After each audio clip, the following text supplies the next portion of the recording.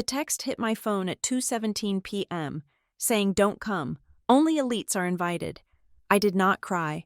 I just stared until the screen went dark because being erased is quiet like that. But at 7:31 p.m., right in the middle of their champagne toast, a guest asked the question that snapped their perfect little world in half.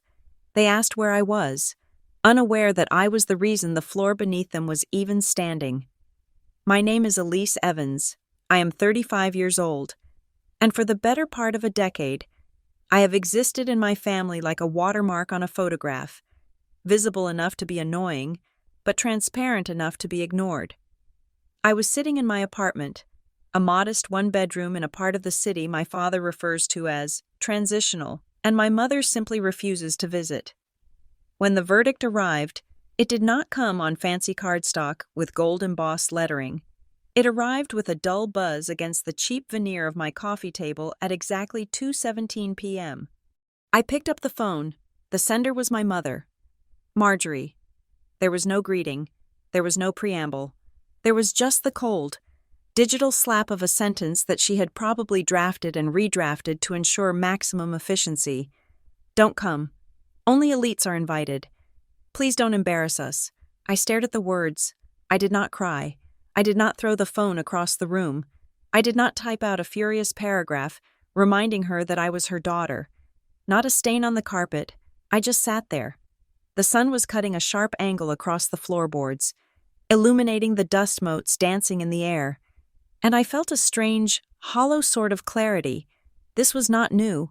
I had been edited out of the Evans family narrative for years, cropped out of holiday photos because my smile wasn't wide enough, or my job wasn't impressive enough, or simply because I took up space that could be better used by a potted plant or a senator's wife.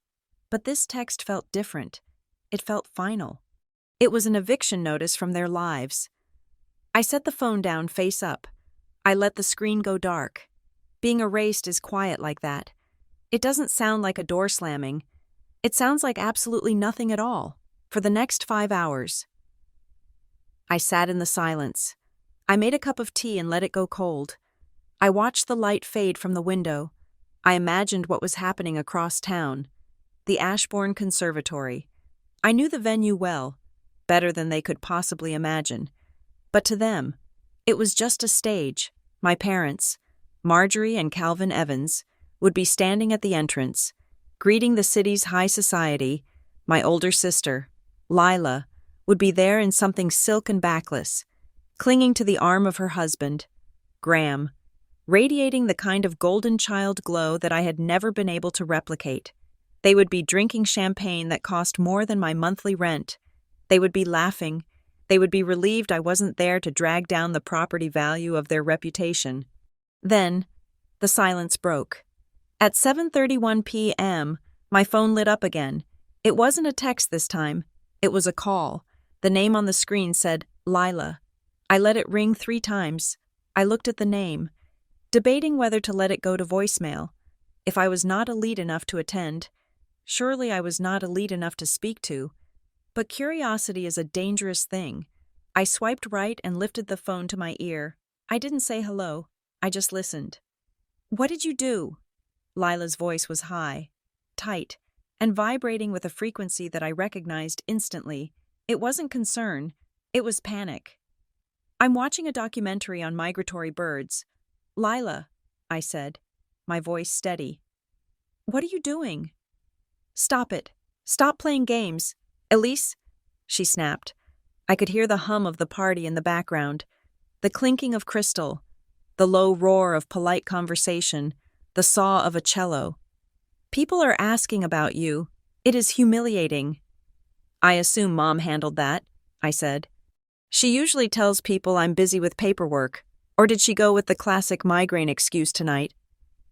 "Mom is currently trying to distract a federal judge because he just asked why the guest of honor's daughter isn't here," Lila hissed. "And then Ruth Mallory, actual Ruth Mallory, asked where you were. She acted like she knew you. Since when do you know people like Ruth Mallory?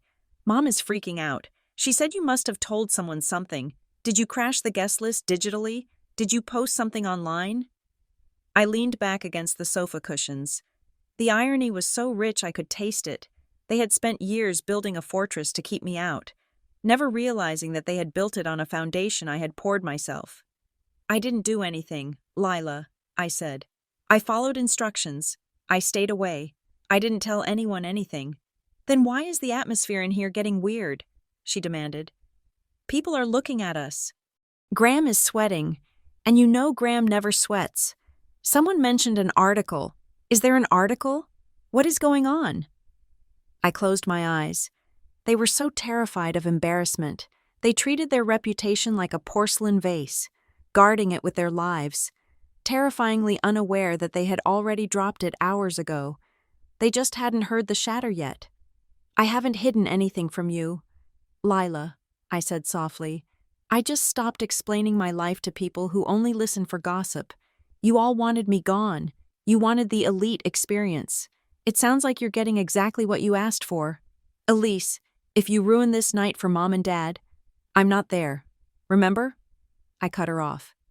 I'm the uninvited. I'm the inconvenience. How could I possibly ruin anything from across the city? Just tell me what is happening, she shrieked, her voice cracking. I looked at the darkened window, seeing my own reflection, pale, calm, resolute. They didn't invite me because they thought I'd ruin the night, I said, delivering the words with the precision of a surgeon. But the truth was already walking toward them. What does that mean? Elise? What does that mean? I hung up. I stared at the phone. My heart was beating a little faster now, a steady thrum against my ribs. I hadn't meant to set a trap. That was the honest truth. I hadn't orchestrated this timing. I hadn't called the journalists. I hadn't forced the ethics board to schedule their release for tonight. I had just done my job. I had done the work they called paperwork. I had spent nights burying myself in spreadsheets and invoices while they were busy curating their image. I had saved that building, and in doing so, I had uncovered the rot underneath it. It wasn't my fault that the rot happened to be wearing a tuxedo and standing next to my sister. I stood up and walked to the window. The city lights were blinking below, indifferent and beautiful. I thought about rewinding the clock. I thought about the moment 3 years ago when I first walked into the Ashbourne Conservatory, not as a guest, but as an investigator. If I had known then that my parents would choose that specific venue for their anniversary, if I had known that my quiet, invisible work would collide so violently with their loud, curated lies, would I have done anything differently? Probably not. I turned back to the room. My phone was on the table. It buzzed. Then it buzzed again, a long, sustained vibration that meant multiple notifications coming in at once. I walked over and looked down. It wasn't a text from Lila. It wasn't a blocked call from my mother. It was a notification from the Evans family group chat, the one they had removed me from 4 years ago after I wore the wrong color dress to a cousin's wedding. You have been added to the group. Marjorie Evans. Answer the phone. Calvin Evans. Elise, now. Lila Evans. They know. Oh my God. Everyone knows. I watched the messages roll in, one after another, glowing bright in the dark room. I didn't reach for the phone. I just watched it dance across the table. The party was over. The hangover was just beginning. To understand why I didn't crash the party, you have to understand Stonebrook, Virginia. It is not just a town. It is a meticulously curated stage set where the grass is measured with rulers and the neighbors don't just watch you. They audit you. Growing up in the Evans household felt less like being raised and more like being managed by a high-stakes public relations firm. We didn't have family dinners. We had strategy meetings where we discussed optics, posture, and the critical importance of being seen with the right people. My mother, Marjorie Evans, was the creative director of this lifelong production. She did not have friends. She had alliances. She did not have hobbies. She had assets. To Marjorie, a child was not a human being with independent thoughts, but a reflection of her own taste, like a designer handbag or a piece of statement furniture. If you didn't match the upholstery, you were quietly moved to a different room. Then there was my father, Calvin. If Marjorie was the image curator, Calvin was the cold, corporate executioner. He ran our home the way he ran his division at the bank. Results only. Zero sentimentality. And absolutely no tolerance for depreciating assets. He didn't yell. He didn't hit. He simply looked at you with a flat, terrifying indifference that made you question if you actually existed. He measured affection in return on investment, and I was, consistently, a bad bet. And then there was Lila. Lila was the golden child, the blue chip stock, the one investment that paid out dividends every single quarter. She was social, polished, and possessed a terrifying ability to say absolutely nothing of substance while making everyone feel incredibly important. She married Graham Bishop, a rising star at Ridgewell Capital, and it was less of a wedding and more of a merger. Graham was perfect for them.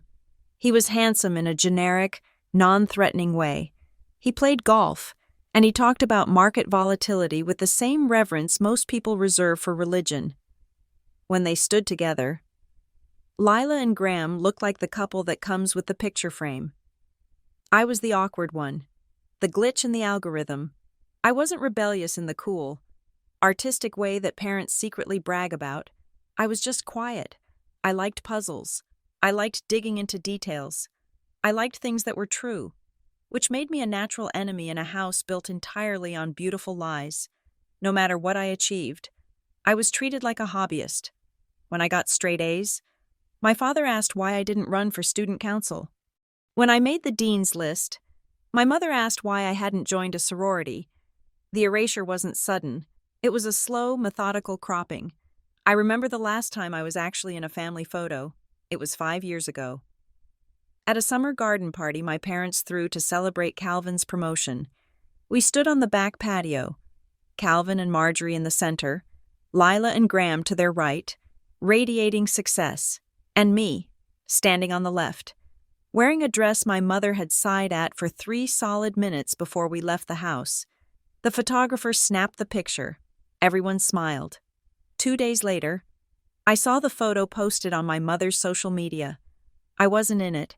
The image had been skillfully cropped. The composition was actually better without me. Centered, balanced, perfect.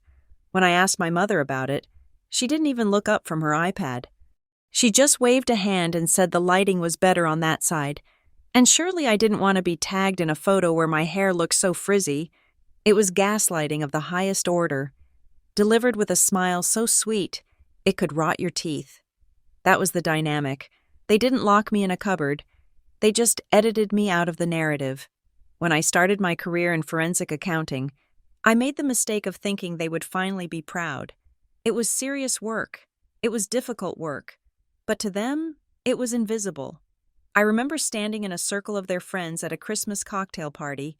A woman named Beatrice, whose husband owned half of the downtown district, turned to me and asked what I did for a living. I opened my mouth to explain that I traced illicit financial flows and uncovered fraud. But my mother cut in.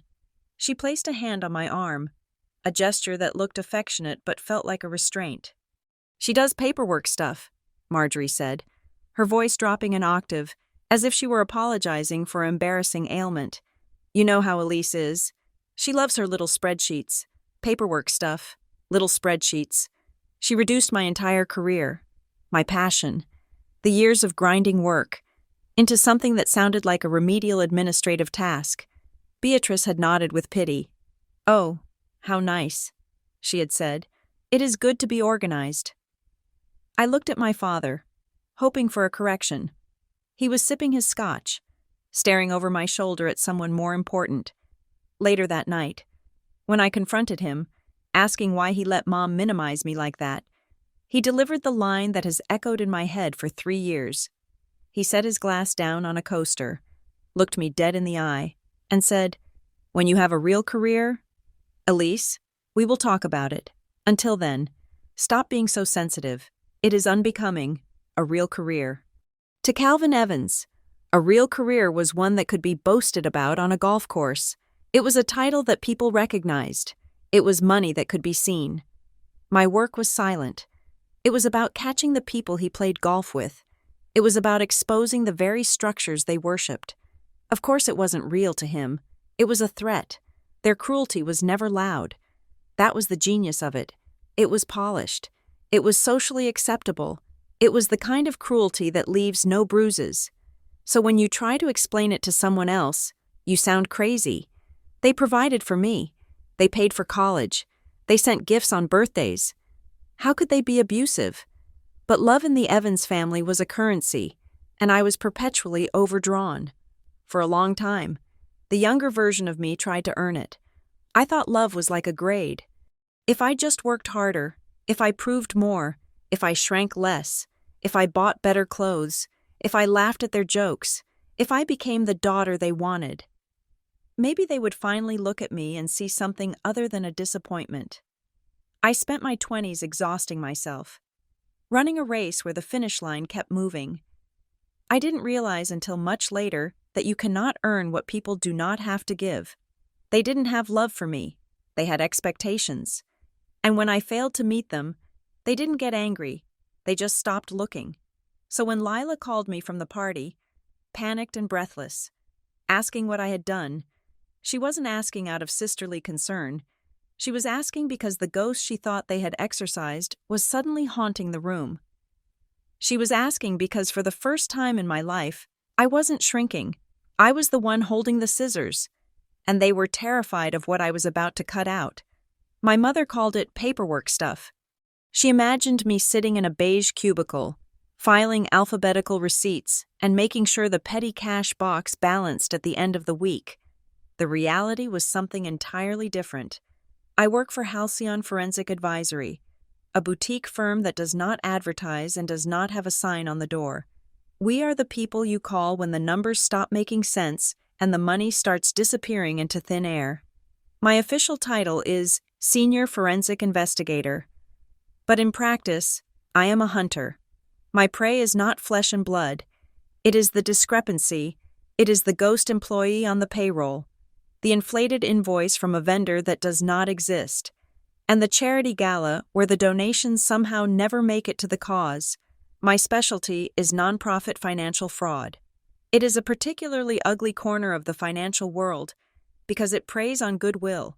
People think nonprofits are run by saints. I know they are run by humans, and humans are greedy. 3 years ago, a file landed on my desk that felt heavier than the others. It was labeled the Ashbourne Conservatory. I knew the place. Of course, everyone in Fairmont Hills knew Ashbourne.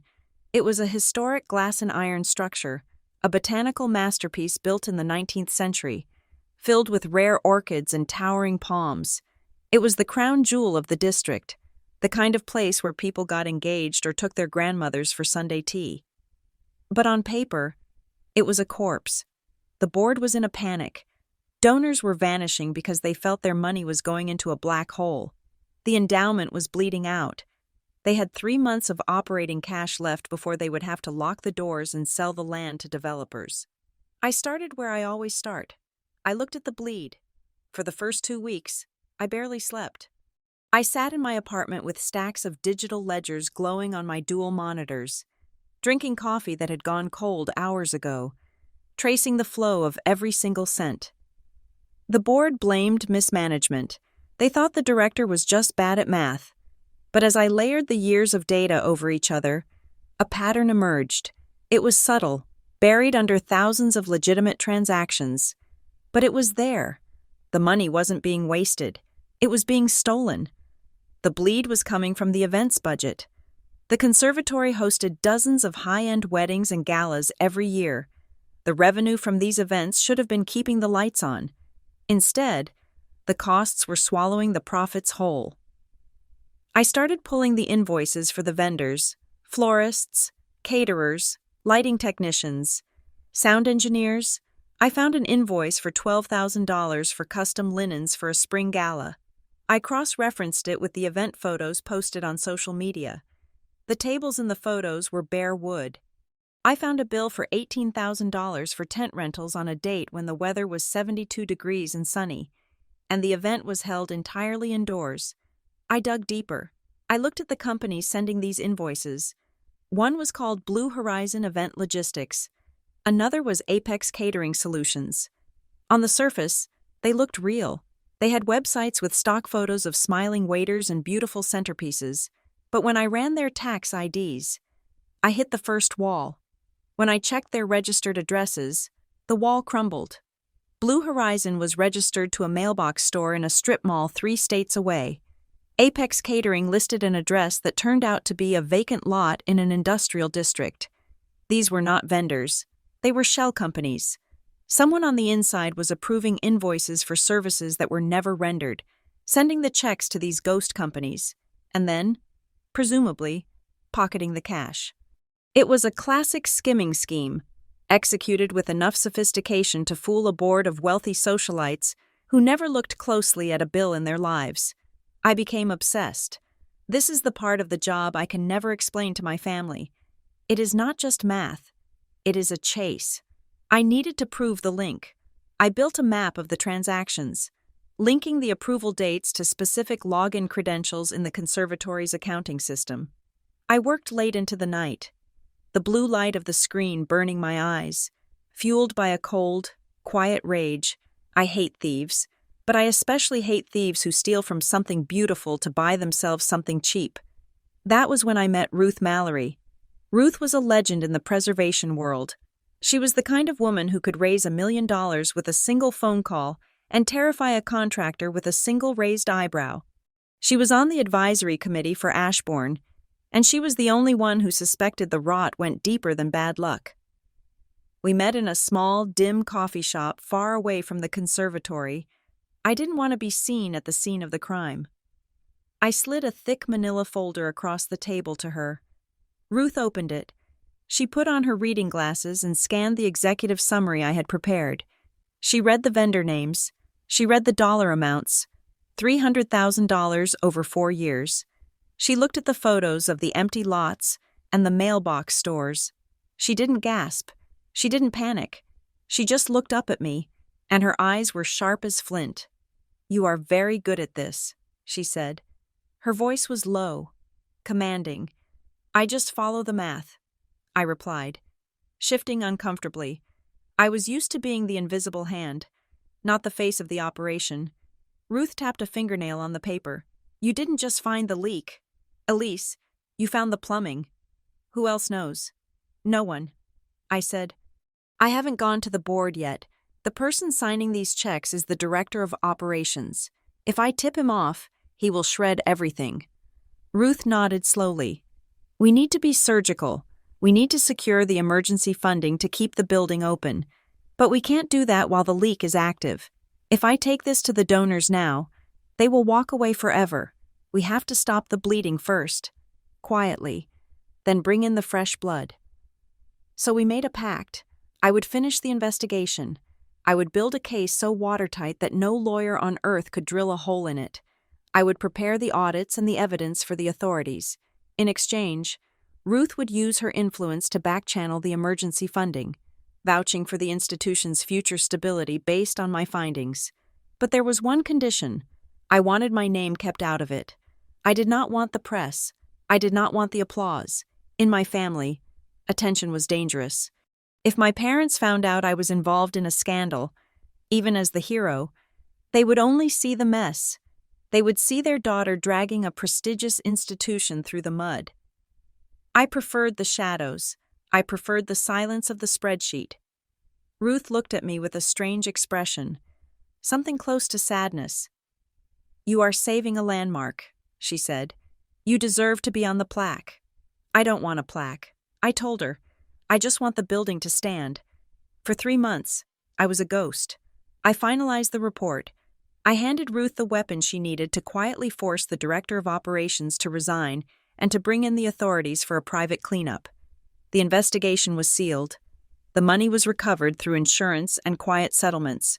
The emergency funding came through, $2.5 million that Ruth Mallory secured based on the new financial controls I implemented. The Ashbourne Conservatory was saved. The orchids kept blooming. The glass remained intact. And no one, absolutely no one outside of Ruth and a few legal counsels, knew that Elise Evans, the girl who did paperwork stuff, was the architect of its survival. I remember walking past the conservatory a week after the funding was announced. It was lit up for an evening event. People were walking in, dressed in tuxedos and gowns, laughing under the soft glow of the gas lamps. I stood on the sidewalk across the street, wearing my old coat. Watching them enjoy the safety I had built for them, I felt a profound sense of ownership, not of the deed, but of the reality. They were walking on my floor. They were breathing air I had paid for with my silence. I didn't know then that 3 years later, my parents would choose this exact venue to celebrate their anniversary. I didn't know they would invite the entire city to toast their success in a room that existed only because I had refused to let it die. And I certainly didn't know that the very woman I had conspired with, Ruth Mallory, would be on their guest list, watching the door, waiting for the one person who had actually earned her place at the table. The invitation arrived at my parents' house, not mine.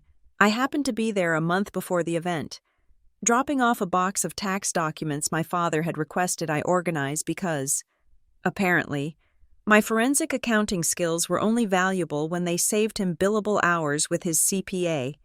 The invitation was sitting on the marble island in the kitchen, open, displayed like a trophy. It was heavy cream cardstock with letterpress font, the kind that costs $15 a unit just to print. I looked down and felt the blood drain out of my face. The Evans Anniversary Gala, the Ashbourne Conservatory, 7 o'clock in the evening. I had to grip the edge of the counter to keep from laughing, or maybe screaming. Of all the venues in the city, of all the ballrooms and hotels and country clubs, they had chosen the one building that I had personally resurrected from the dead. The irony was so thick I could practically choke on it. My parents, who viewed my career as a cute little administrative hobby, were throwing the biggest party of their lives in the very structure that my paperwork had saved from being bulldozed. My mother breezed into the kitchen, a whirlwind of perfume and stress. She saw me looking at the invite. "It is gorgeous, isn't it?" she said. Not asking, just stating. "We were lucky to get the date. The Ashbourne is impossible to book these days. It is very exclusive." "I know," I said, my voice carefully neutral. "I heard they had some financial trouble a few years ago. It is amazing they are still open." Marjorie waved a manicured hand. "Oh, some donor group stepped in. Old money, I assume? It is the only place that felt appropriate for the caliber of guests we are having." She slid a tablet across the counter toward me.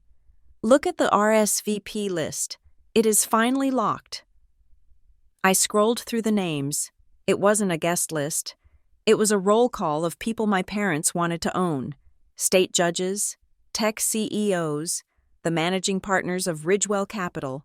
It was a collection of elites, a human shield of status designed to protect them from the reality of who they actually were. And then, I saw the name that made my stomach turn over. Ruth Mallory. I froze. "Ruth Mallory is coming?" "Can you believe it?" my mother preened, adjusting a flower arrangement that was already perfect. "I met her at the Botanical Board luncheon. She is notoriously difficult to secure, but she accepted immediately when she heard it was at the Ashbourne. She loves that place. Having her there validates the entire evening. It puts us in a different bracket." "Elise." I looked at my mother.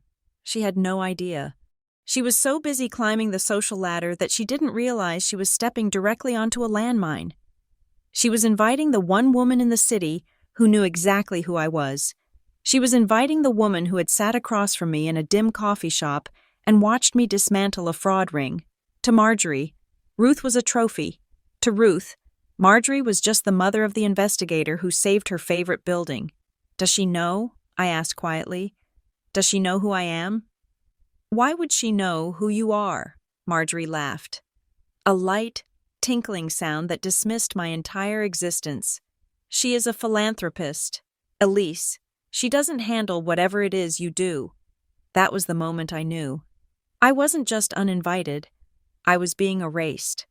The confirmation came in waves over the next week. First, it was Lila. She called me on a Tuesday, her voice dripping with that fake, sugary concern she used when she wanted information. "Hey, Lissy," she said, using a nickname I hadn't used since I was 12. Mom mentioned you seemed stressed when you saw the guest list. I just wanted to check in. You know how intense these parties get. We were thinking maybe it is too much pressure for you. I held the phone away from my ear. Pressure? It is a cocktail party. Lila, not a hostage negotiation. Right, she said quickly. It is just that, well, Graham's partners are going to be there, and Dad's investors. It is a very specific crowd. We just want to make sure everyone is comfortable. You know how you get with crowds. We don't want you to feel out of place. She wasn't worried about my comfort. She was fishing. She wanted to know if I was planning to show up and be the awkward sister in the corner. The one who didn't fit the glossy narrative of success and power. She was checking to see if the glitch was going to repair itself or if they needed to force a reboot. I am fine, Lila, I said.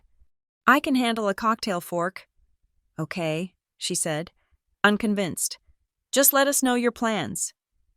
2 days later, my father called. Calvin Evans did not fish. He fired. Elise, he said, his voice stripping away any pretense of familial warmth. I am reviewing the final headcount for the catering, at $300 a plate. We need precision.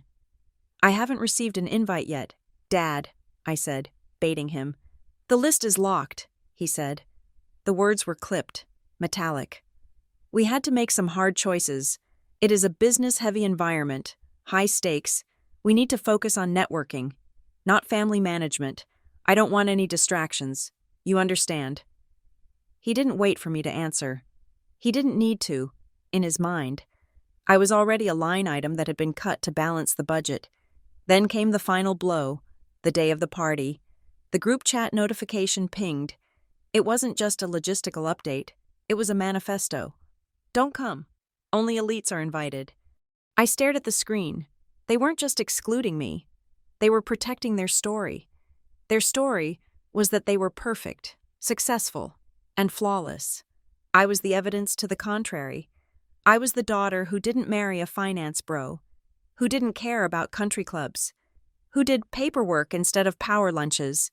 They thought my presence would ruin the aesthetic, but the hypocrisy was what burned. They were standing in a glass house that I built, drinking champagne paid for by an economy I protected, trying to impress a woman who respected me more than they ever would. They were banning me from the one place on earth where I had more right to be than anyone else in that room. I sat in my apartment, the text message glowing on my screen, feeling the anger harden into something cold and sharp. I wasn't going to beg. I wasn't going to cry. I was going to let them have their night. I was going to let them walk into the room with Ruth Mallory and smile their fake smiles, completely unaware of the trap they had set for themselves. My laptop pinged. It was an email. That was odd. I didn't get work emails on my personal account, and my friends texted. I opened the notification. The subject line was blank. The sender was a Proton mail address, encrypted, anonymous. I clicked it open. Ms. Evans, we are running a story on the Ashbourne Conservatory investigation. We have the court filings regarding the vendor fraud scheme. Your name appears in the metadata of the forensic audit. Though it was redacted in the official release, we are going to print with the full story of how the funding was secured. We believe the public deserves to know who actually saved the building. We have also uncovered a link between one of the fraudulent vendors and an executive at Ridgewell Capital. We would like your comment before we go live. Deadline is 7 p.m. tonight. I read the email twice, then a third time. Ridgewell Capital. That was Graham's firm. That was my brother-in-law's firm. My parents had told me not to come because only elites were invited. They were terrified I would embarrass them by being awkward. They had no idea that the real embarrassment was buried in the financial records of their son-in-law's company, and that the paperwork they despised was about to become the most interesting thing at the party. I looked at the clock. It was 4 o'clock in the afternoon. The story was dropping in 3 hours, right in the middle of the toast. I didn't reply to the journalist. I just closed the laptop. I didn't need to comment. The truth was about to speak for itself, and it was going to be louder than any champagne cork popping. 2 days before the party, the narrative shifted. It was no longer just about exclusion. It was about assassination. I was sitting at my kitchen table, reviewing a deposition for a new case involving a charity that was supposedly building wells in Sudan, but was actually building a vacation home in the Caymans for its CEO. My phone buzzed. It was a text from my Aunt Linda. Linda is my mother's younger sister, a woman who means well but treats gossip like a contact sport. Your mom said you are not well. The text read, "Are you okay? Do you need me to bring over some soup or maybe recommend that therapist Lila used?" I stared at the screen, blinking. Not well, in the Evans dialect. Not well is a very specific code. It does not mean you have the flu. It does not mean you have a broken leg. It means you are unstable. It means you are having a breakdown. It is the phrase they use for cousins who go to rehab or uncles who lose their licenses for driving through storefronts. It is a soft, powdery phrase designed to bury someone's credibility while sounding incredibly concerned. I didn't reply to Linda. Instead, I opened social media. I hadn't looked at my mother's profile in months because it usually just made me feel inadequate, but I needed to see the architecture of the lie she was building. There it was. Posted 3 hours ago, it was a photo of a beautiful, melancholic floral arrangement, white lilies and pale hydrangeas. The caption was a masterpiece of vague, weaponized empathy, counting our blessings as we approach our anniversary, but holding space for those who are struggling to find their path. Family is complicated, but love is unconditional. Please keep our youngest in your thoughts as she navigates this difficult season. We are respecting her need for privacy right now. My stomach dropped so hard I felt it in my knees. She wasn't just uninviting me, she was farming pity. She was constructing a scenario where my absence at the gala wasn't a result of their snobbery, but a symptom of my own failure. If I didn't show up, it confirmed I was struggling. If I did show up and looked angry or upset, it confirmed I was unstable. It was a perfect, hermetically sealed trap. I scrolled through the comments. They were nauseating. So brave of you. Marjorie. Sending light. Mental health is so important. Hope she finds the help she needs. You are such a good mother to stand by her. I felt a flash of heat rise up my neck. I wasn't struggling. I was the most successful forensic investigator in my firm. I had just solved a massive fraud case. I paid my own mortgage. I had a 401k.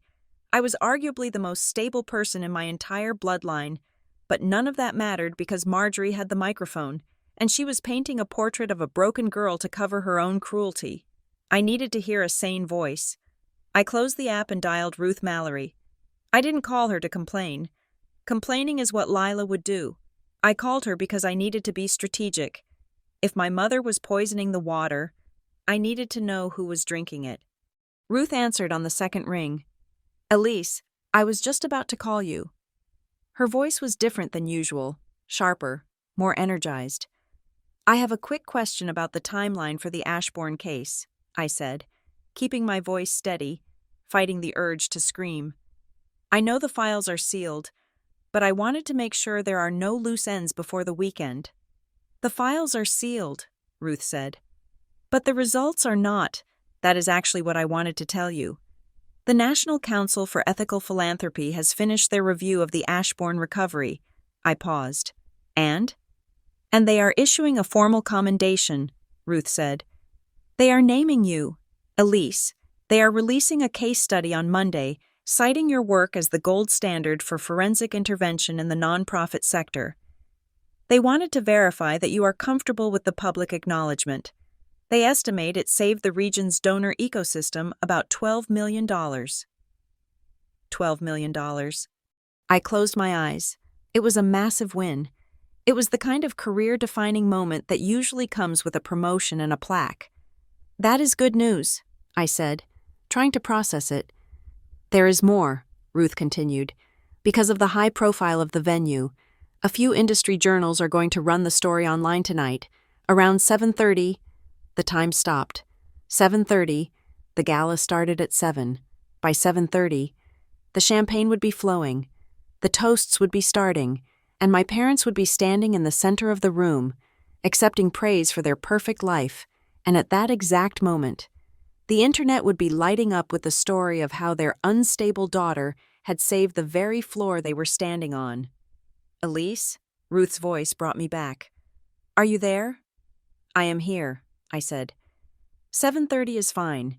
It is great." There was a pause on the line. Ruth is a perceptive woman. She navigates boardrooms full of sharks. She knows when someone is bleeding. "I assume," Ruth said slowly, "that your family will be celebrating this with you? It is a significant achievement. I imagine Marjorie will be thrilled to brag about it at the party tonight." I gripped the phone tighter. I could lie. I could say yes. They are so proud. We are going to pop a bottle of vintage bubbly. I could protect their image one last time. But the image of that floral arrangement and the prayers for my youngest caption flashed in my mind. "They have other plans," I said. The words came out flat, cold, and heavy. The silence that followed was thick. Ruth didn't ask, "What do you mean?" She didn't ask, "Why?" She simply let the information land. She processed the fact that the parents hosting a gala at Ashbourne had not invited the woman who saved Ashbourne. She processed the lie my mother had likely told her about my absence. "I see," Ruth said. Her tone had shifted. The warmth was still there, but it was armored now. It was the voice she used when she was about to hostilely take over a failing board. "I will be at the conservatory tonight," Ruth said quietly. "I wasn't planning to stay long, just an hour for appearances, but I think I will stay a little longer now." "You don't have to do that," I said. "I know I don't," she replied, "but I have a low tolerance for fiction. Elise, and I have a feeling there is going to be a lot of it in that room tonight." She paused, and then she dropped the line that made me stand up from my kitchen chair. "If you decide you want to be seen," Ruth said, "you won't be alone. I will be standing right by the stairs." We hung up. I stood in the middle of my apartment. The sun was going down, casting long shadows across the floor. My phone sat on the table, silent now. The text from Aunt Linda was still unanswered. The journalist's email was still in my inbox. And now, Ruth Mallory knew. My mother thought she was burying me. She thought she had shoveled enough dirt on my name to keep me underground forever. She didn't realize that she hadn't buried a body. She had planted a seed. And with Ruth's call, the water had just been turned on. I walked to my closet. I pushed past the gray suits I wore to work. I pushed past the comfortable sweaters I wore on weekends.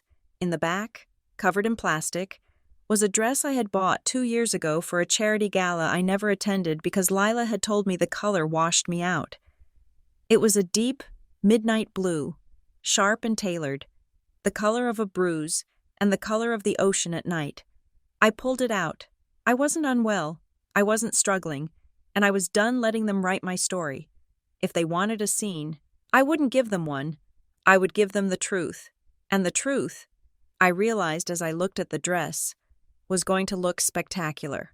I was not physically present when the doors of the Ashbourne Conservatory opened at 7 o'clock, but I did not need to be. I have lived in the Evans family ecosystem long enough to know the choreography of their social performance down to the microsecond. I know exactly how the evening began. It would have started with the string quartet, likely positioned near the restored South Garden archway, playing something safe and recognizable. Perhaps Vivaldi, just loud enough to fill the silence, but quiet enough to allow for the murmuring of gossip. The air would have smelled of expensive perfume, damp earth from the tropical beds, and the crisp, metallic scent of chilled champagne. The guests would have arrived in a steady stream of black sedans and limousines, stepping out onto the cobblestones with the practiced ease of people who have never had to worry about parking. This was the old money crowd my parents had spent a lifetime courting. These were not the flash-in-the-pan tech millionaires or the loud new celebrities. These were the people whose names were on hospital wings and university libraries, the kind of people who viewed status as a birthright rather than an achievement. Marjorie Evans would have been standing at the entrance, radiating the kind of aggressive hospitality that looks effortless but requires the stamina of a marathon runner. I can picture her dress, something structural and severe, likely navy or charcoal, designed to signal dignity rather than flashiness. She would be playing the role of the benevolent hostess, touching forearms, laughing at jokes she didn't find funny, and guiding guests toward the bar with a grace that suggested she owned the building, rather than just renting it for 5 hours. My father, Calvin, would be working the room differently.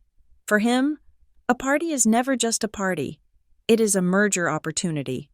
He would be moving through the crowd with a shark-like efficiency, shaking hands with a firm, dry grip, locking eyes just long enough to assess the other man's utility before moving on. He would be scanning the room for net worth, calculating the total value of the attendees, and congratulating himself on the return on investment. As the guests mingled under the soaring glass roof, sipping vintage brut, the conversation inevitably turned to the venue itself. The Ashbourne was undeniably magnificent, especially at twilight when the internal uplighting caught the intricate ironwork of the ceiling. But in this crowd, admiration is always paired with scrutiny. I can imagine a cluster of guests standing near the koi pond, perhaps a judge and a couple of board members from the local museum, looking up at the beams. "It is miraculous this place is still standing," one of them would say, swirling their glass. "I heard a rumor last year that they were insolvent. Something about a massive hole in the operating budget." "Oh, it was more than a rumor," another would reply, lowering their voice to that conspiratorial whisper the rich use when discussing ruin. "I heard there was a scandal, missing funds, vendor fraud. They were weeks away from foreclosure. Who stabilized the finances?" That was the cue for my mother to glide over. Sensing a conversation that needed curation, she would smile, that tight, polished smile that stops questions before they can fully form. "Oh, it was a messy situation," Marjorie would say, waving her hand as if swatting away a fly. "But the board brought in some professionals to handle it. You know how it is. Administrative hiccups. We are just delighted it was resolved in time for our anniversary." She would never say my name.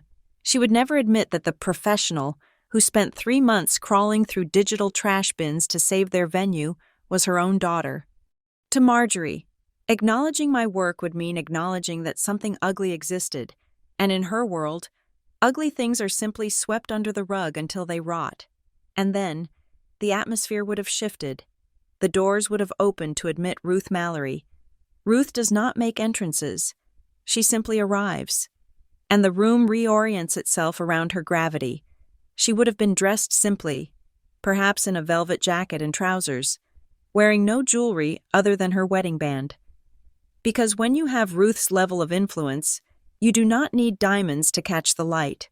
She is the kind of person who makes posture improve just by walking nearby. My mother would have stiffened, just for a second, before launching into her highest gear of sycophancy. This was the prize. This was the validation. If Ruth Mallory attended your anniversary, you had officially arrived. Marjorie would have rushed over, hands extended. "Ruth, we are so honored you could make it. It means the world to us." Ruth would have accepted the greeting with a polite nod, her eyes scanning the room with the precision of a hawk. She wasn't there for the champagne.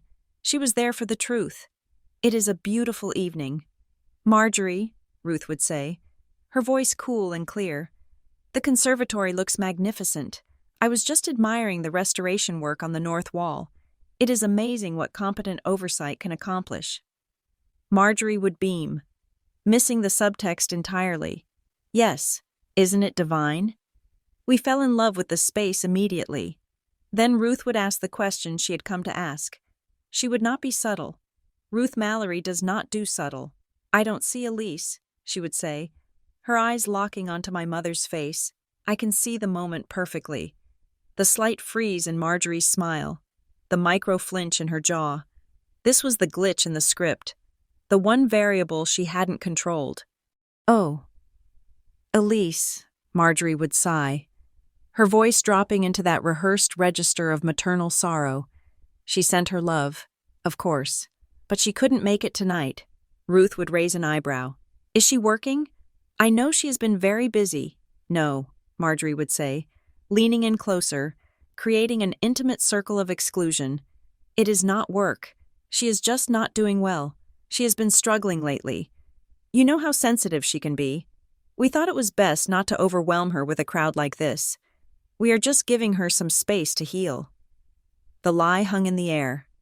Perfectly constructed, it painted me as fragile, broken, and in need of protection, while painting Marjorie as the saintly mother bearing the burden of a difficult child. But Marjorie didn't know who she was talking to. Ruth's expression would shift.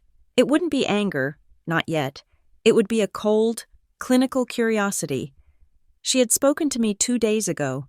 She had heard the sharpness in my voice, the steel in my spine. She knew I wasn't struggling. She knew I was on the verge of a national commendation. She knew that the woman standing in front of her was not a concerned mother, but a liar protecting her own vanity. Ruth would not argue. She would not shout. She would simply take a sip of her sparkling water and look at Marjorie the way you watch someone walking out onto a frozen lake in April. "I see," Ruth would say, her voice terrifyingly neutral. "That is unfortunate. I was hoping to congratulate her." "Congratulate her?" Marjorie would blink, confused. "On what?" Ruth would smile, and it would not be a nice smile. "Oh, just on her recent projects. But if she is unwell, I suppose she won't be checking the news tonight." Marjorie would nod, relieved that the subject was dropped. Completely unaware that the ice beneath her heels was already cracking, she would turn to greet a senator, leaving Ruth standing there, watching, waiting for the clock to strike 7:30. The party was moving along perfectly, a beautiful machine of wealth and lies, humming quietly before the explosion. At exactly 7:30 p.m., the atmosphere in the conservatory changed. It did not happen with a bang. It happened with a vibration. It started in the pockets of the tuxedo jackets and the clutches of the evening gowns. A low, synchronized hum, like a swarm of insects waking up beneath the floorboards. It was the sound of a push notification hitting 300 phones simultaneously. My mother was in the middle of a story about the challenges of sourcing the specific white roses for the centerpieces, laughing that breathless, charming laugh she reserved for donors who had given more than $50,000. She didn't feel her own phone buzz because she had left it with the event coordinator, believing that checking a screen during her own party was gauche, but her guests had no such inhibitions. A man standing near the bar, a journalist for the City Chronicle named Julian, who had been invited solely because my father wanted positive coverage for his firm, was the first to reach into his pocket. He frowned, the blue light of the screen illuminating his face. Then his eyebrows shot up. He looked from his phone to my father, then back to his phone. He tapped the screen, scrolling down, his expression shifting from boredom to sharp, professional alertness. He wasn't the only one. Within 30 seconds, the hum of polite conversation began to fracture. People stopped mid-sentence. Eyes darted down to screens. The digital world had just crashed the analog party, and it had brought a battering ram. The headline of the feature story on the National Ethics Watch feed was simple, brutal, and impossible to ignore. The Invisible Auditor: How One Woman Saved the Nonprofit Sector from Within. Below the headline was a photograph. It was not a blurry candid. It was a high-resolution shot of me standing on the scaffolding of the Ashbourne Conservatory 3 years ago, wearing a hard hat, holding a tablet, looking tired but fiercely determined. The building behind me was unmistakable. It was the same building they were standing in right now. Julian, the journalist, cleared his throat. The sound cut through the room like a dropped glass. "Wait," he said, his voice carrying over the dying strains of the cello. "Elise Evans? That is your last name, isn't it, Calvin?" My father stopped mid-sip. He turned slowly, his face arranging itself into a mask of polite confusion. The room went quiet. It was that expensive, heavy silence that feels louder than shouting, the kind where you can hear the ice melting in the glasses. "Excuse me?" my father said, his tone icy. Julian held up his phone. "This article that just dropped. It is a major exposé on the financial rescue of the Ashbourne Conservatory. It says the investigation was led by an Elise Evans." My mother laughed. It was a sharp, brittle sound, like dry twigs snapping. "Oh, please. Evans is an incredibly common name. Julian.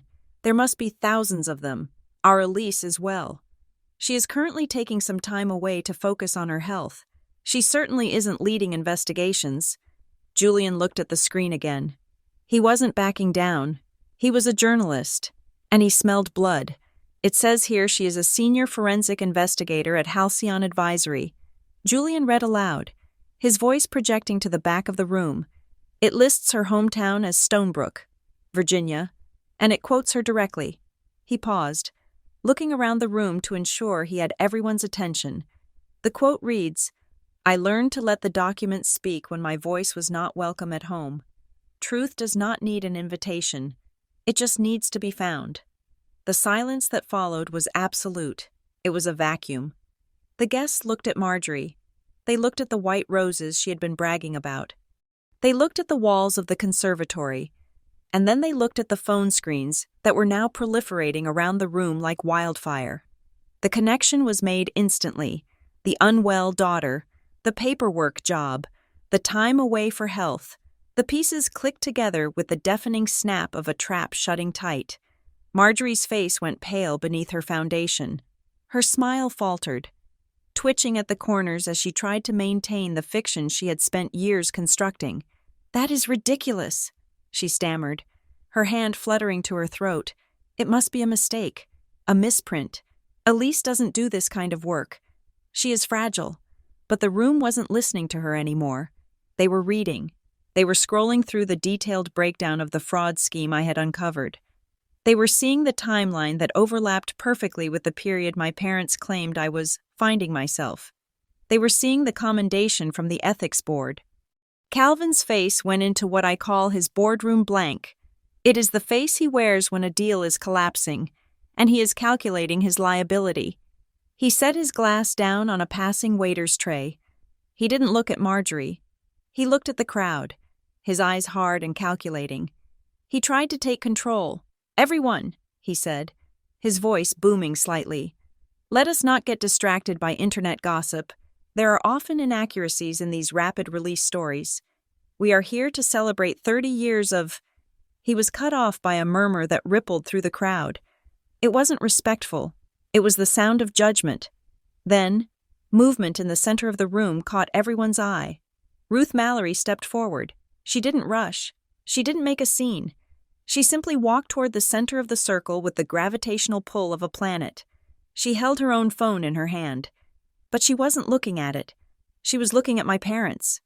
Ruth stopped 3 feet from Marjorie. She didn't smile. She didn't offer a polite social lubricant to ease the tension. She stood there, a pillar of integrity in a room dissolving into chaos. "It is not a misprint." "Marjorie," Ruth said quietly. Her voice was not loud, but in the dead silence, it carried to the rafters. "I have read the full case file. I worked with the investigator personally." Marjorie's eyes widened. You knew?" "I knew the investigator was brilliant," Ruth said. "I knew she was principled. I knew she saved this building when everyone else had given up on it. I just didn't know, until tonight, that she was the daughter you told me was too unstable to attend a party." The accusation hung in the air, naked and shivering. Ruth had stripped away the polite misunderstanding defense. She had called it what it was, a lie. Marjorie opened her mouth, but no sound came out. She looked at Calvin, but he had turned away, pretending to examine his cufflinks, distancing himself from the wreck. A woman in a red dress, the wife of a prominent surgeon and a notorious gossip, stepped closer.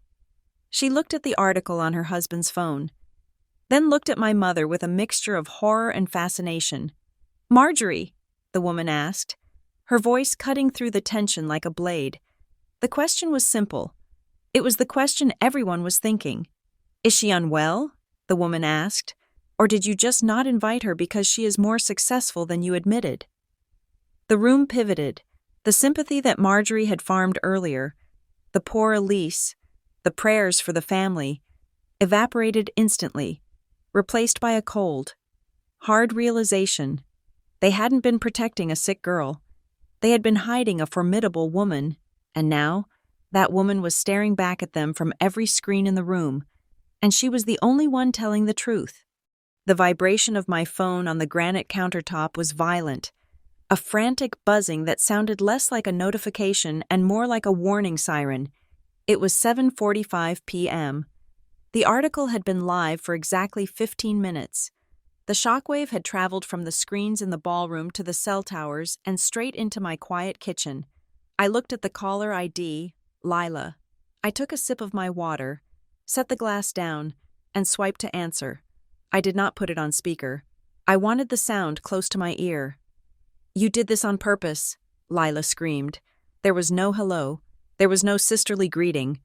Her voice was shredded, high and jagged with hysteria. I could hear the ambient noise of the party behind her, a roar of voices that sounded like a hive that had been kicked over. "You planned this. You waited until the toast. You waited until Graham was shaking hands with the managing partners.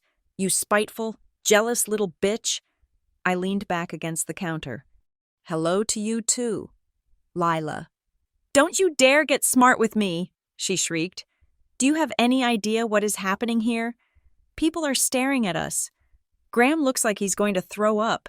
Mrs. Galloway just asked me if I knew about the fraud investigation, and I had to stand there and look like an idiot because I didn't even know what she was talking about. You humiliated us." "I didn't schedule the announcement, Lila," I said, my voice steady, cutting through her panic like a cold draft. "I didn't tell the ethics board to release the findings tonight, and I certainly didn't tell Mom to invite the entire city to the scene of the crime. I just did the work. The timing is just the universe balancing the books." "The work?" Lila laughed, a manic, breathless sound. "Nobody cares about your work.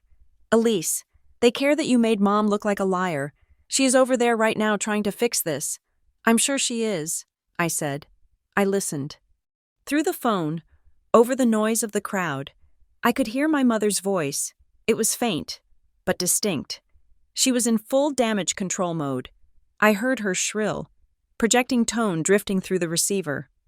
"We wanted to keep it private," Marjorie was saying to someone nearby, her voice pitching up in that way it did when she was lying. "We didn't want to make a fuss about her involvement. You know how Elise hates the spotlight. We were protecting her humility." I closed my eyes. It was impressive, in a sick way. Even as the walls were crumbling, Marjorie was trying to repaint them. She was pivoting from "she is unstable" to "she is humble" in less than 20 minutes. "She is lying again, Lila," I said quietly. "She told everyone I was sick. Now she is telling them I am modest. Which version of me are you mad at right now?" "I don't care," Lila yelled. "Just stay away. Do not come here. If you walk through those doors, I swear to God, Elise, I will never speak to you again." "You haven't spoken to me in 3 years. Lila," I reminded her. "You have only spoken to the version of me you invented." I hung up. I didn't have time to put the phone down before it lit up again. This time, the name on the screen was Father. Calvin Evans does not scream. He does not shriek. He speaks in bullet points. I answered. "Elise." His voice was low, tight, and furious. It sounded like grinding metal. "I am going to make this very simple. I am listening," I said. "You are not to come here," he said. It wasn't a request. It was an order. The same tone he used when firing a subordinate or closing a merger. "The situation is volatile. We are managing the narrative. If you show up now, you will turn a misunderstanding into a spectacle. You will stay in your apartment. You will turn off your phone. And tomorrow morning, you and I are going to have a very serious conversation about your future in this family." "My future in the family?" I repeated. "You mean the family that cropped me out of the photos? The family that told the most important people in the city that I was mentally unstable? There is no future. Dad, there is only the check you can't cash." "Do not test me," he snapped, his control slipping just a fraction. "I have investors here. I have partners. You are a distraction. Do not make a scene." I felt a sudden, profound shift in my chest. For 35 years. That tone had paralyzed me. It had made me small. It had made me apologize for taking up space, but tonight, standing in my kitchen with the truth glowing on the screens of 300 strangers. His voice sounded small. It sounded tinny. It sounded like a man who had realized he had bet everything on the wrong horse. I am not making a scene. Dad, I said, delivering the words with the weight of a gavel. You already made it a scene when you lied about me. You built a stage. You sold tickets. And you invited the audience. Don't be angry just because the main character finally decided to show up. Elise, he started, his voice rising. Goodbye, Dad. I ended the call. Then, I turned the phone off. I stood in the silence of my apartment. It was heavy. But it wasn't the heavy silence of loneliness anymore. It was the silence of a decision being made. I could stay here. I could drink a glass of wine, watch a movie, and let the storm rage across town without me. It would be safer. It would be easier. Ruth Mallory had cleared my name. The article had vindicated my career. I didn't need to go there to prove I was competent. But if I stayed home, I was still letting them dictate the terms. If I stayed home, I was accepting the role of the exiled daughter, the one who wins from a distance but is too afraid to stand in the room. I wasn't afraid anymore. I walked to the bedroom. The dress was hanging on the door where I had left it, the midnight blue silk. I took off my comfortable clothes, the leggings, the oversized shirt, and I began to dress. I didn't rush. I moved with a deliberate, ritualistic slowness. I pulled the dress on. It fit perfectly, tailoring my body in a way that felt like armor, but soft. I didn't put on heavy makeup. I didn't pile on jewelry. I pulled my hair back into a simple, severe knot. I wanted to look like myself, not the paperwork girl, not the unstable daughter, just Elise. I looked in the mirror. The woman staring back was not smiling. She looked calm. She looked like someone who had spent 3 years hunting down thieves in the dark and had finally decided to turn on the lights. I grabbed my keys. I walked out of the apartment and down to the parking garage. My car was a practical sedan. 5 years old. Nothing like the sleek luxury vehicles that would be lining the driveway of the Ashbourne. I didn't care. I got in, started the engine, and pulled out onto the street. The drive took 20 minutes. The city was dark, the streetlights blurring past like streaks of gold. I drove with the radio off. I needed the quiet. I felt a strange sensation in my hands, in my chest. It wasn't adrenaline. It wasn't anger. It was the feeling of gravity shifting. For my entire life, I had been orbiting them. I had been the moon to their planet, pulled by their tides, defined by their shadow. But as I turned onto the long, winding road that led up to the conservatory, seeing the glow of the glass dome rising against the night sky, I realized the orbit had broken. I wasn't asking for permission to enter. I wasn't hoping for a seat at the table. I was driving toward the building I had saved, to face the people who had tried to erase me, and for the first time in my life. I wasn't wondering what they would think of me. I was wondering how they would survive me. The valet looked confused when I pulled my 5-year-old sedan up to the curb, sandwiched between a Bentley and a vintage Rolls-Royce. He hesitated, clearly debating whether I was a guest or a vendor who had arrived at the wrong entrance. I didn't wait for him to open the door. I stepped out, the gravel crunching softly beneath my heels, and handed him the keys with a crisp nod that dared him to question my presence. The Ashbourne Conservatory rose before me, a glowing skeleton of iron and glass against the night sky. From the outside, it looked like a jewel box, lit from within by hundreds of amber lights that turned the tropical palms inside into towering silhouettes. It was breathtaking, and it was mine, not on paper, not on the deed, but in the marrow of its structure. I walked up the stone steps. My hand brushed against the intricate iron railing that lined the entryway. 3 years ago, this railing had been rusted through, a safety hazard that the board wanted to rip out and replace with cheap aluminum. I had fought for the budget to restore it. I had found the artisan who could salvage the original metalwork. The metal was cool and smooth under my palm now, a solid, tactile proof of my fingerprints on the night. I had held this building up when it was falling down. And now, I was going to walk inside and test if the foundation was strong enough to hold the truth. The heavy oak doors swung open. The sound hit me first. The low, sophisticated roar of 300 people pretending to have a good time. Then, the smell of expensive lilies and floor wax. I stepped into the foyer, past the check-in table where a young woman in black scrutinized her list. She looked up, mouth opening to ask for my name, and then she froze. She recognized me, not from the guest list, but from the phone screen she had just hurriedly placed face down on the table. "Ms. Evans," she whispered, her eyes wide. "Good evening," I said. "I believe my family is expecting me." I walked past her, through the archway, and into the main atrium. The reaction was not immediate. It rippled outward from the door like a tide coming in. First, the people nearest the entrance stopped talking. Heads turned. Drinks were lowered. Then, the silence spread, contagious and heavy, moving through the clusters of guests until it reached the center of the room. The whispers started, soft but distinct in the sudden quiet. "That is her. That is Elise Evans.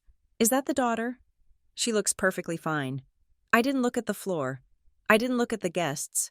I looked straight ahead, toward the center of the room where my parents were holding court under the great central dome. Marjorie was the first to see me. She was laughing at something a senator said, her head thrown back, her neck exposed. Then her gaze drifted past his shoulder and locked onto me. The laugh died in her throat. I watched her face cycle through a fascinating series of micro-expressions. First, there was shock. Pure, unadulterated disbelief that I had defied a direct order. Then, there was fear. A sharp tightening of the eyes as she realized the narrative she had spun was about to collide with reality. And finally, the reflex kicked in. The training, the social survival instinct. She plastered a smile onto her face, but it was grotesque. A baring of teeth that didn't reach her eyes. Calvin turned next. His face didn't twitch. It turned to stone. I walked through the crowd. People parted for me, creating a wide aisle, their eyes darting from me to their phones and back again.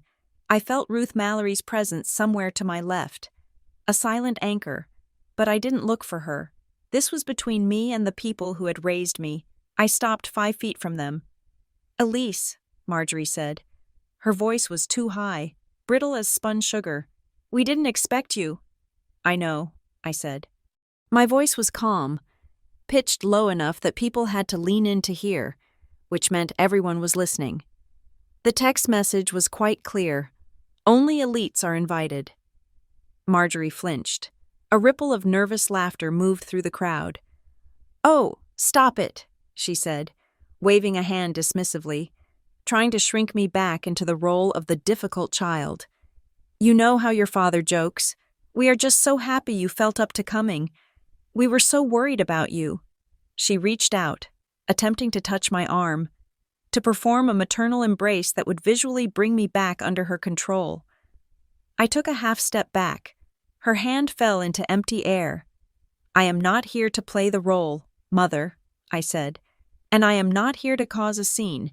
I am here because my name is being discussed in this room, and I prefer to be present when people are talking about my work." Calvin stepped forward, placing himself between me and the guests. "Elise," he warned, his voice a low rumble. "This is neither the time nor the place. We have discussed this. We haven't discussed anything." "Dad," I replied. "You issued orders. There is a difference." I turned slightly, addressing the room without shouting. I simply let the facts stand in the space between us. "There seems to be some confusion about why I wasn't on the guest list," I said. "And there seems to be a story circulating that I am unwell, or struggling, or in need of privacy." "Elise, please," Marjorie hissed, her smile vanishing. "Honey, we thought you would be overwhelmed. We were trying to protect you." "Protect me?" I looked at her, and for the first time, I let the hurt show. Not the weeping, fragile hurt she wanted, but the cold, hard bruise of neglect. "You weren't protecting me. You were protecting your image. You told these people I was mentally unstable because you were ashamed that I work for a living. You invented a tragedy because you couldn't figure out how to market my reality. That is not true, Marjorie stammered, looking around wildly for support. We are very proud of you. You are proud of the article, I corrected. You are proud of the headline, but you weren't proud enough to put my name on a place card until the internet forced you to. The room was deadly silent. The string quartet had stopped playing. The bartenders had stopped shaking drinks. Then, the air shifted again. A man in a dark suit, not a guest, but the venue's general manager, walked briskly into the circle. He looked pale, his face set in a grim line. He wasn't carrying a tray of hors d'oeuvres. He was carrying a thick, cream-colored envelope. He walked past me. He walked past Marjorie. He stopped in front of Calvin. "Mr. Evans?" the manager said, his voice shaking slightly. "I apologize for the interruption, but the couriers insisted. They said it was time-sensitive legal correspondence regarding the venue's vendor contracts." Calvin frowned, looking down at the envelope. "Now? Can't this wait?" "They said it pertains to the Ridgewell Capital subpoena, sir," the manager said. The name Ridgewell Capital hung in the air like smoke. Calvin took the envelope. He ripped it open, his annoyance turning to confusion, and then to something much darker. He scanned the document.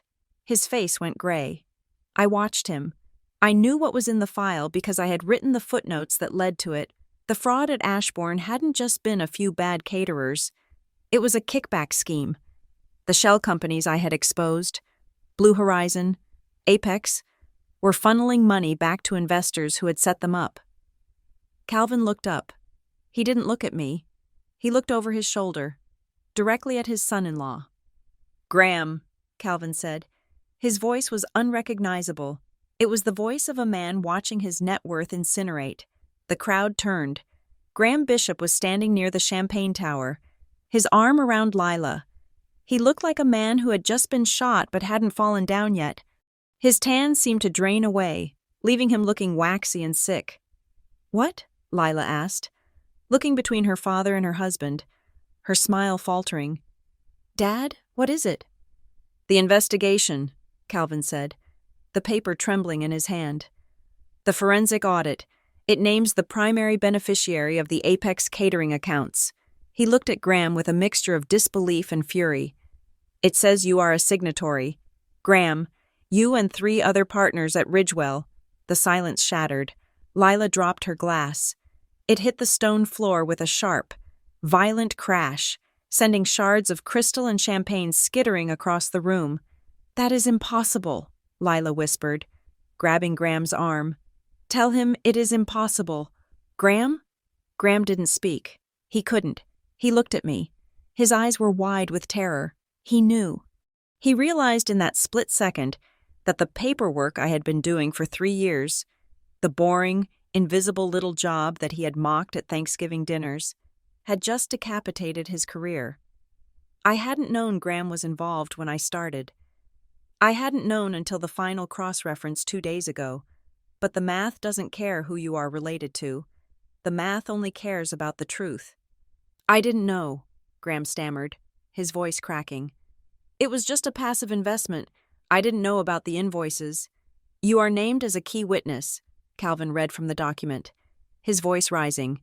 "Pending a grand jury indictment for wire fraud." The room pivoted. The spotlight that Marjorie had tried so desperately to keep off of me swung violently away. But it didn't land where she wanted. It landed on her golden child. It landed on the perfect couple. Lila looked at Graham, horror dawning on her face. Then she looked at the guests, who were now staring at her with the same voyeuristic hunger they had directed at me only moments ago. Her perfect life, her status, her carefully curated superiority, it was all dissolving. "You knew," Lila screamed, turning on me, her face contorted. "You knew this! That is why you came." "I came because I was tired of hiding," I said quietly. "I didn't bring the subpoena. Lila, your husband signed for it 3 years ago when he decided to steal from a charity." I looked at my parents. Marjorie was clutching Calvin's arm. looking at Graham as if he were a stranger. Calvin was staring at the paper, the architect of a merger that had just become a toxic asset. I took a deep breath. The air in the conservatory tasted sweet, cool, and incredibly clean. "I think I will go now," I said. "I just wanted to see the renovation one last time. It really is beautiful when the rot is cleared out." I turned my back on them. I walked toward the door, my heels clicking on the stone, leaving the wreckage of their perfect evening behind me. I had turned to leave, fully intending to let the sound of my heels clicking on the stone be my final statement, but Ruth Mallory was not done with the evening. As I reached the edge of the circle, she stepped forward, not to block my path, but to stand beside me. It was a subtle movement, a shifting of alliances that everyone in the room understood immediately. She placed a hand on my shoulder, a gesture of solidarity that felt heavier and more valuable than any inheritance my parents could have offered. Ruth did not need a microphone. She possessed the kind of voice that had commanded boardrooms and negotiated treaties. She raised it now, cutting through the murmurs of shock and the sound of Lila weeping near the champagne tower. "Please, everyone," Ruth said, her tone calm but edged with steel. "Let us focus on the reality of the situation. Tonight was meant to celebrate the Ashbourne Conservatory, and while the circumstances of its preservation have been obscured by, shall we say, unfortunate family narratives, the result remains standing around you." She looked at me, and then she looked at the room. Elise Evans did not just identify a financial crime. Ruth continued. She reconstructed the integrity of this institution. She protected the donations of many people in this room, and because integrity is a currency we value at the Heritage Trust, I came here tonight with more than just congratulations. Ruth reached into her clutch and pulled out a folded document. She handed it to me. "I am pleased to announce," she said, her voice ringing clear, "that as of this morning, the Trust has appointed Elise to lead our new Tri-State Oversight Initiative for Preservation Funding. It is a director-level position. We need someone who can see what others refuse to look at." For a second, there was silence. Then, a single person started clapping. I think it was the journalist, Julian. Then another person joined in. Then another. Within 10 seconds, the room was filled with applause. It wasn't the polite golf clap applause of the country club set. It was real. It was the sound of strangers recognizing competence. It was the sound of people who had been lied to finally seeing the truth and respecting the person who had the courage to tell it. I stood there, feeling the vibration of it in the floorboards. I looked at my mother. Marjorie was shrinking. She looked smaller than I had ever seen her. Her posture collapsing under the weight of her own social fabrication. She wasn't the queen of the ball anymore. She was just a woman who had bet against her own daughter and lost everything. My father, however, was not ready to concede. Calvin lunged forward, grabbing my elbow with a grip that was meant to be steering but felt like a vice. It was his signature move, the physical assertion of control disguised as guidance. "Elise," he hissed, leaning close to my ear so the donors wouldn't hear. "We are going to the car. Now, we will discuss this in private. Stop making a spectacle. In the past, that grip would have made me fold. In the past, I would have lowered my head, whispered an apology, and let him march me out the back door to be berated in the safety of a luxury sedan. But I wasn't that person anymore. I pulled my arm back. I didn't yank it.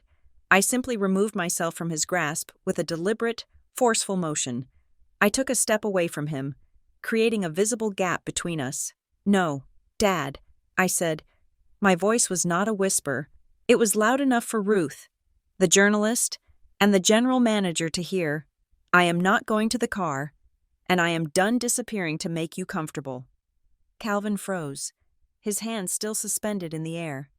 I turned to face both of them, Marjorie, who was trembling, and Calvin, who was fuming. "You spent 30 years teaching me that appearance was the only thing that mattered." I told them. "You taught me that if something didn't look perfect, it had to be hidden. Well, I learned a different lesson. I learned that if you hide the cracks, the building eventually collapses." I took a breath. I didn't feel angry anymore. I felt light. I'm not asking for an apology tonight. I said, I know you don't have one to give, but I am setting the terms for the rest of my life. If you want to speak to me, if you want to know the daughter who just became a director at the Heritage Trust, you will do it with the truth. No more smear stories. No more telling people I am unstable. No more cropping me out of the picture. I looked at Marjorie directly. If you ever tell another person that I am unwell to cover up your own shame, I will correct the record publicly, just like I did tonight. That is the boundary. It is non-negotiable. Marjorie didn't speak. She couldn't. She just stared at me, looking terrified, as if she were seeing me for the very first time. Across the room, another fracture was happening. Lila was clutching Graham's arm, tears streaming down her face, ruining her makeup. She was whispering frantically, trying to salvage the moment, but Graham wasn't looking at her with love. He was looking at her with the cold, terrified realization that his life was over. You knew she was an investigator? Graham asked, his voice carrying over the dying applause. You told me she was a secretary. You told me she was nobody. I didn't think it mattered. Lila sobbed. What else have you been hiding? Graham asked, stepping away from her. I watched the distance grow between them. It was the same distance that had always existed in my family, the gap between the image and the reality. Their marriage was cracking in real time, a casualty of the same lies they had used to exclude me. I turned back to Ruth. Thank you, I said softly. Ruth smiled. You earned it. Elise, I walked out of the Ashbourne Conservatory. I didn't look back. I didn't need to see the guests pulling away from Marjorie, leaving her standing alone in her circle of white roses. I didn't need to see Calvin's business partners checking their phones, distancing themselves from a man whose son-in-law was about to be indicted for fraud. I knew it was happening. I knew the social consequences were landing like hammers. I got into my car and drove home. I slept for 12 hours. The weeks that followed were quiet, but it was a good quiet. The news cycle moved on, as it always does, but the landscape of my life had changed permanently. Graham was indicted 3 weeks later. Lila moved back into my parents' house, not as the golden child, but as a witness in a federal trial.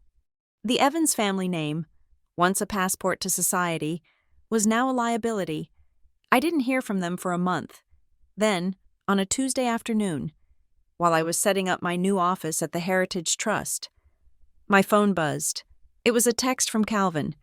We saw the announcement about your appointment in the paper. It is a good position.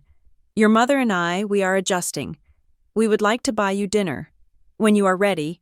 It wasn't a full apology. It wasn't a grovel. Men like Calvin Evans don't know how to grovel. But it was an admission. It was a first attempt at humility from a man who had never practiced it. I looked at the message. I didn't reply immediately. I let it sit there. I would answer him, eventually, but I would answer on my timeline. Not his. I wasn't waiting by the phone anymore. A few days later, I went back to the Ashbourne. It was daylight. The conservatory was closed to the public for maintenance. But as the director of oversight, I had a key. I let myself in. The space was different in the morning. The dramatic shadows of the party were gone, replaced by clear, unforgiving sunlight streaming through the glass panels. It smelled of earth and water. It was quiet. It was empty. I walked to the center of the room, standing on the exact spot where my mother had tried to erase me. I looked up at the iron beams I had saved. I looked at the floor I had protected. They didn't invite me into the room, but I built the room. And standing there, in the silence of the morning, I realized I had finally stopped asking permission to stand in it. I was here. I was real. And for the first time in my life, the picture was complete. Thank you so much for listening to my story. I would love to know where you are tuning in from and what time it is in your part of the world. So please drop a comment below and let's share our thoughts. If you enjoyed this story and want to hear more, please subscribe to the channel Jane Revenge Stories. Hit the like button on this video and press that hype button to help this story reach even more people.